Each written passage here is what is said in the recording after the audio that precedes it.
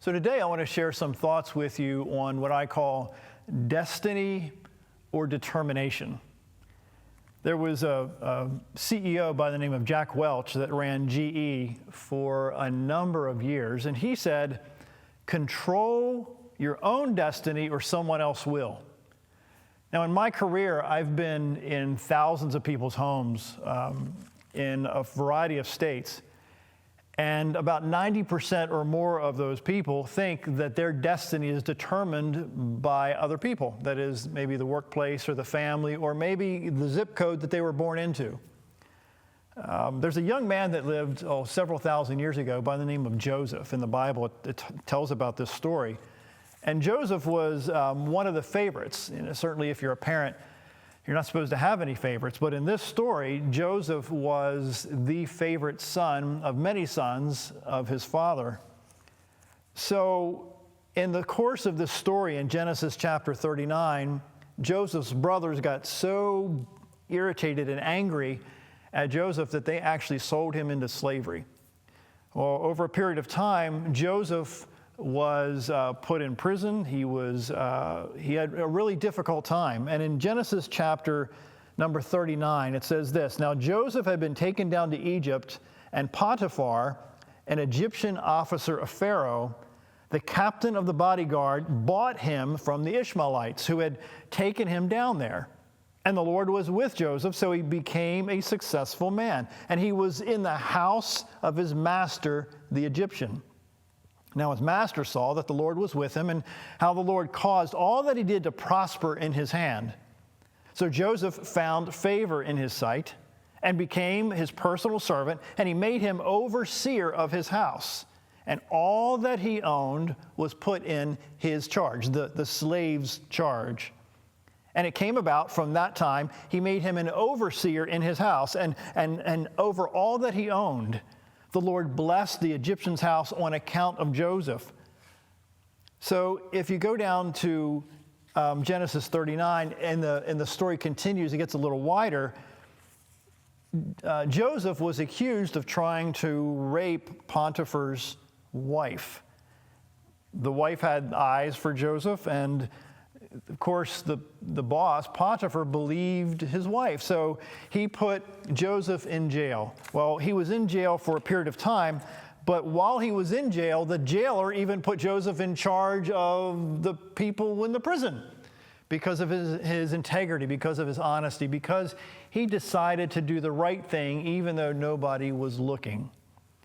So in Genesis chapter 40, it talks about how there were two other people put in that same jail, and Joseph was able to impact their lives in a substantial way. So if you go forward a little bit, there was a situation where Joseph was able to save the entire country of Egypt from famine as a result of placing structures in place that would keep the Egyptians alive. But that would not have happened if Joseph would not have maintained his integrity in the middle of his most difficult times. And I'll tell you flat out from personal experience, it's oftentimes very difficult to maintain your integrity when times are not going the way that you want them to go. So think about this a minute. Joseph was sold by his brothers into slavery, and then in time became a ruler over Egypt. So after he was accused of raping this boss's wife, of course he was found not to be guilty of that. Over a period of time, then he was moved up again in that chain of command that he influenced the entire country.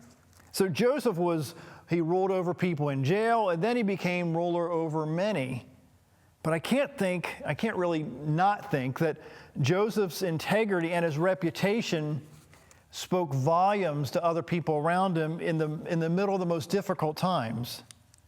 One person said, to attain the impossible, one must attempt the absurd. Again, to attain the impossible, one must attempt the absurd. Sometimes you and I have a tendency to want to crawl into a hole because what we really want to try to do in life is so terrifying that you think that you can't accomplish it, when in reality that you could be the only one who can accomplish it in that certain way. So to me, it's tempting to sit on your gifts and talents when you're going through a hard time. And I'll tell you flat out personal experience. On October 24th, 2016, our daughter Juliana passed away. You know, the one that was fighting cancer for 9 years passed away. So it is very difficult to continue to share and to continue to build people up when internally I'm really, really struggling. And I think the same situation is for you too. Maybe not exactly the same, but it's oftentimes tempting to kind of internalize and just want to be alone and want to just, struggle in your own way instead of leveraging your pain, frankly, for the benefit of other people. And that's what Joseph did. He leveraged his pain for the benefit of other people. What if Joseph would have been silent when an opportunity opened up to him? Oftentimes you and I get scared out of our minds when opportunities come at us or are offered to us because we think that we can't accomplish it, we can't do it in the situation we're in because we're struggling internally. William Jennings Bryan wrote, "Destiny is not a matter of chance. It's a matter of choice. It's not a thing to be waited for. It's a thing to be achieved." And you know what? That is really hard to do sometimes. There's times when I think you and I have had the tendency to think that life is pre-planned, or there's a path that's been pre-planned for you and I to take. And the very few question that path and explore more than the path may seem to represent. And there's also times when it seems that life has a pre-planned path for you to take, but I think most of us think that if we're born in a certain zip code or born in a certain socioeconomic background, that that's where we're going to end up in life. But that's not really the case at all. There's a story in the Old Testament by the name of Esther, and Esther was a queen, and this queen was loved, and there was a situation involving this I'll call this bad guy who found out that Esther was Jewish. And in that culture where Esther lived, the Jewish people were not liked very much. So the story came that the Jewish people were going to be wiped out. They're going to be killed. So in that system, in that time of frame, the queen could never go in to see her king unless the king bid her to come see him. If that would happen, then she would be put to death. That's how that culture worked many thousands of years ago. So Mordecai, who was the uncle of Esther, challenged her to speak up for the Jewish people, even though that if she did, she would be putting her neck out there, frankly, and putting her life at risk. So what Mordecai told Esther, he said this, "For if you remain silent at this time," he said, "relief and deliverance will arise from the Jews from another place. And you and your father's house will perish. And who knows whether you've reached this level of royalty for such a time as this." So again, you and I have the opportunity sometimes to run from our destiny or to embrace our destiny and run toward it.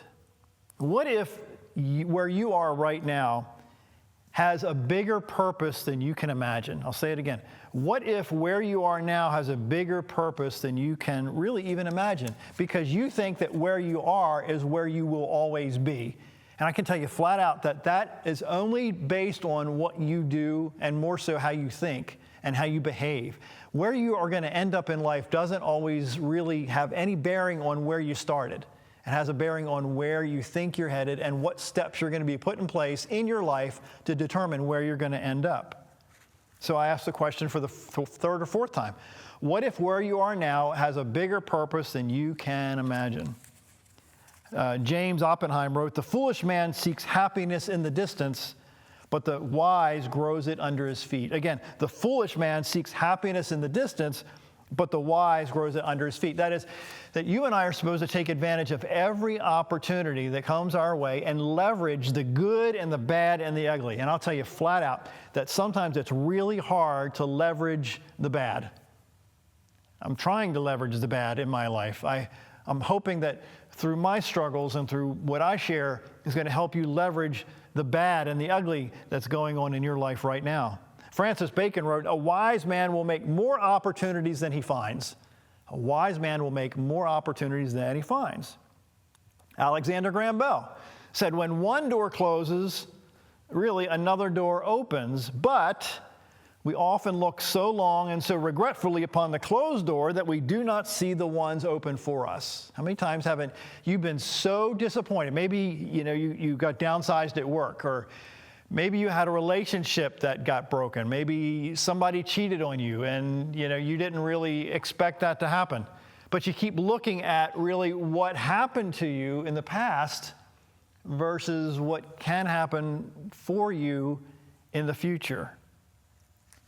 There's a filmmaker named Martin who went through so much difficulty to get his films released. And he said that he didn't know that it was impossible, or at least he didn't think that it was impossible to achieve the things that he wanted to achieve. He says he didn't let hurdles stop him. He used what he called creative problem solving. That is, thinking and behaving outside the box in order to realize the dreams of him making films. So when you and I go through struggles, it's so easy to get into that funnel mindset and put blinders on our eyes that maybe the only thing that really we need is really outside our blinders. So we have to take the blinders off and see what other possibilities are all around us. And there are possibilities all around you. This guy was not afraid to ask what he wanted. Again, he was not afraid to ask for what he wanted. He went straight to the people who could impact him and ask for help. There's a story in the Old Testament in the book of Nehemiah. Nehemiah was written again several thousand years ago, and the Jewish people in that culture were taken captive. Their cities were ransacked, and they were taken hundreds and thousands of miles away. So Nehemiah, in chapter 2, said to this king, so the king asked Nehemiah, why is your face so sad, even though you're not sick? There's nothing but sadness of heart. Then Nehemiah said, I was very afraid. I said to the king, let the king live forever. Why should my face not be sad when the city, the place of my father's tombs, lies desolate and the gates have been consumed by fire? Then the king said to me, what would you request? So I prayed to the God of heaven. So he's right in front of a king, and he's like, should I just shut up or should I speak up? He says, I said to the king, if it pleases the king, and if your servant has found favor before you, send me to Judah, the place where his people came from, to the city of my father's tombs, that I may rebuild it. The example here is that he wouldn't have been able to do that. By the way, he then was granted permission to go, and he gathered a team of people and rebuilt the walls around Jerusalem because he had the courage to ask. He had the courage to speak up. And oftentimes, for some of us, it's terrifying to speak up when we're scared out of our minds what the response may be. They can only say yes or no. So is it really, yes, it's terrifying for some of us. But again, they can either say yes or they can say no. And 50% of the time, the answer is going to be yes if you ask enough times, if you ask enough people. David Foster Wallace shared a very interesting point of view about destiny. He said this, almost nothing important that ever happens to you happens because you engineer it. Destiny has no beeper. Destiny always leans trench-coated out of an alley with some sort of psst that you usually can't even hear because you're in such a rush to or from something important that you've tried to engineer.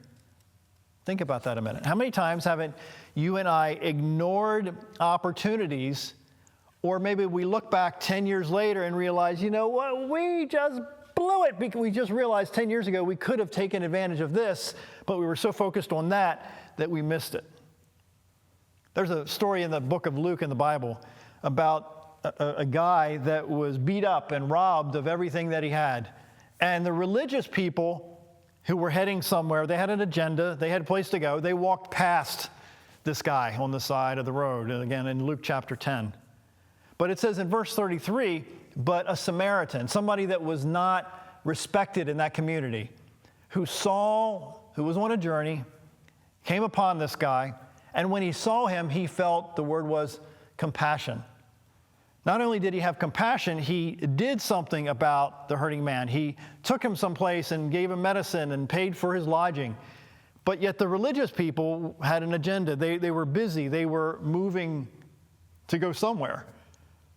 Oftentimes, I think opportunities to serve and impact other people's lives are all around us, but sometimes we're so busy, we're so active and doing stuff that really isn't as important as some of those distractions or those pssts that come out that are trying to get our attention to impact the world.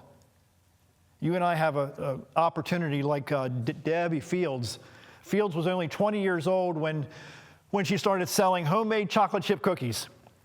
A tiny business that she and her husband started, and now we know it as Mrs. Fields, and they have now over 4,000 employees because of an idea, because of a desire, because of maybe a psst.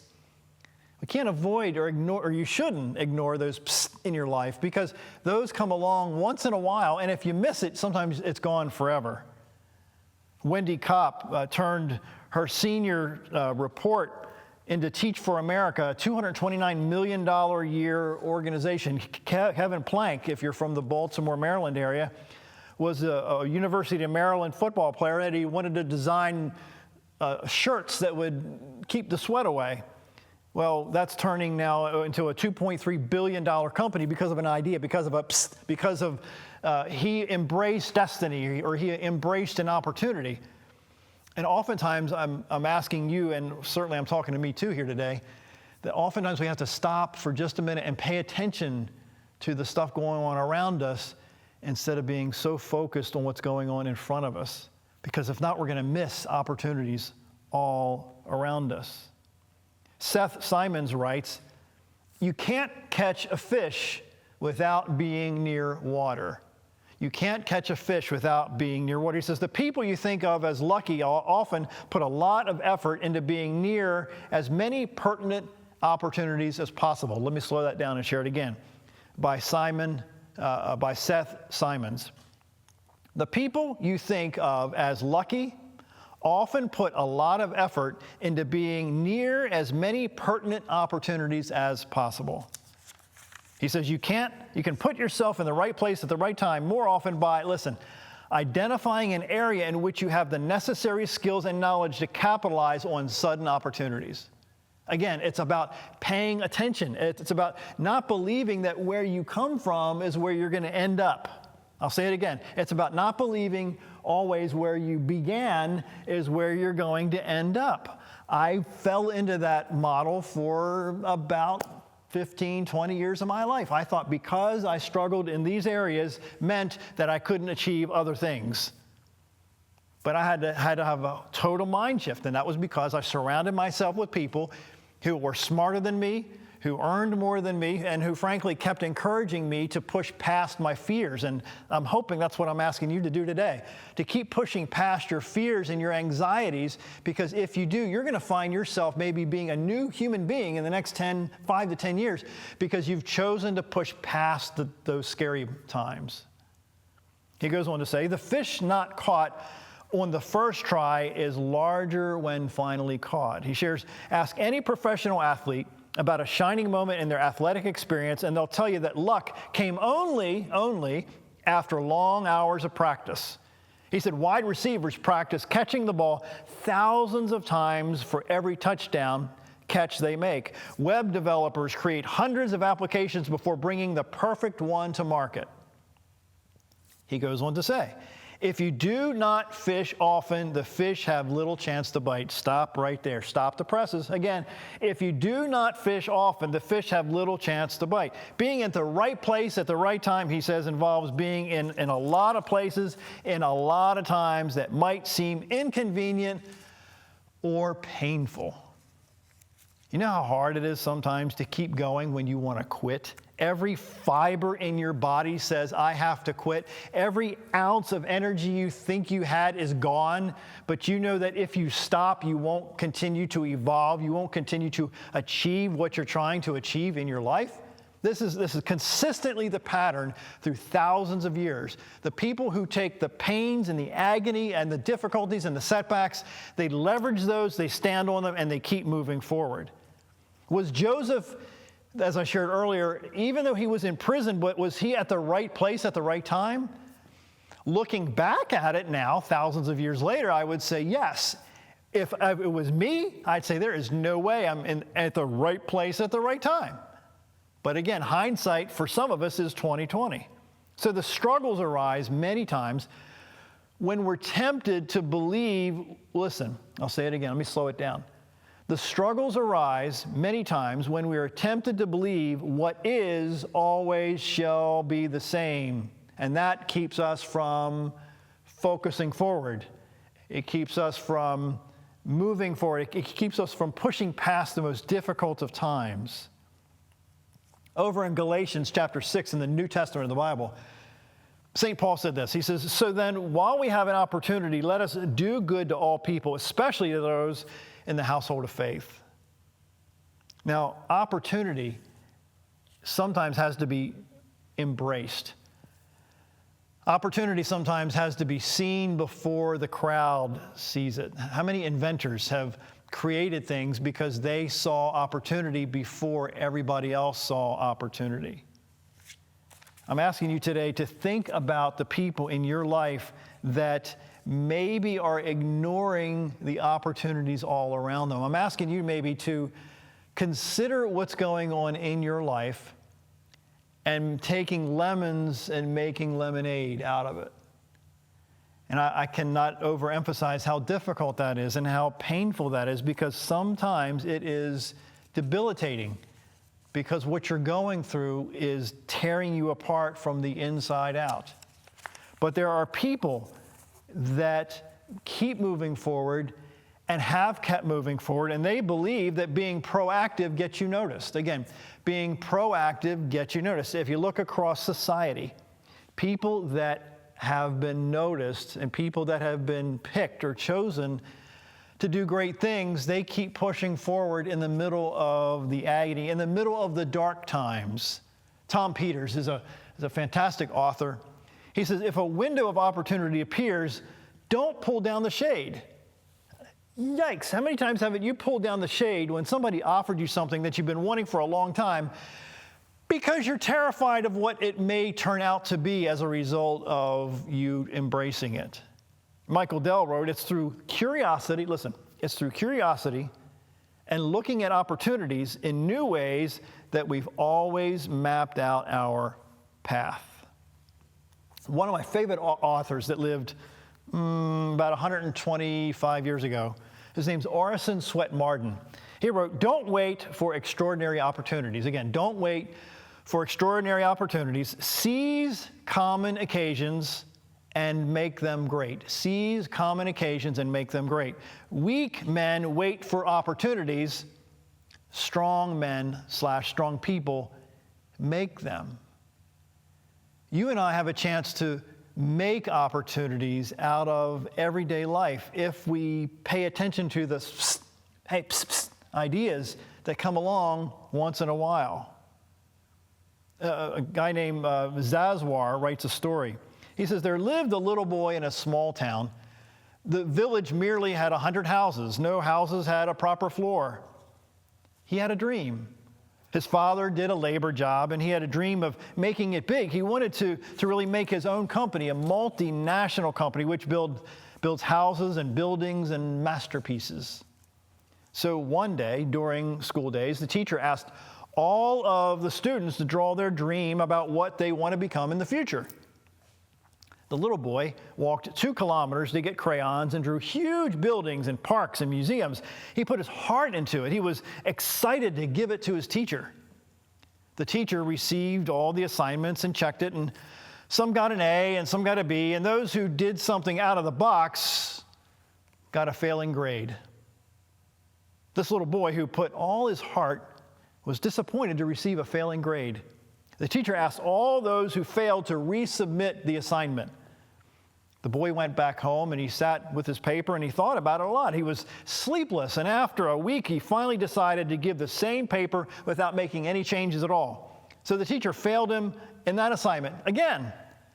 So out of fear, the other students who failed submitted a new assignment, but this boy stuck with it. He stated, "Ma'am, you can keep your F, the failing grade. Let me keep my dream." So fast forward 20 years later. The teacher took her students to a picnic in an amusement park. Again, this is 20 years after the fact. This is the best part of the story. While leaving the place, she met the same boy who received that F. I hope you have no problems with the hospitality, ma'am. What? Ma'am, this is my project. I have built it, he said. Teacher said, look, I can tell you this now. When I was your teacher, I was a dream stealer. I stole a lot of kids' dreams. Fortunately, you had enough courage to not give up on yours. So I end again where I started with the words of former CEO Jack Welch. Control your own destiny or someone else will. So you and I have a choice to allow your destiny to take its course or to create a life that impacts the entire world. My name is John Carver, and thank you for watching.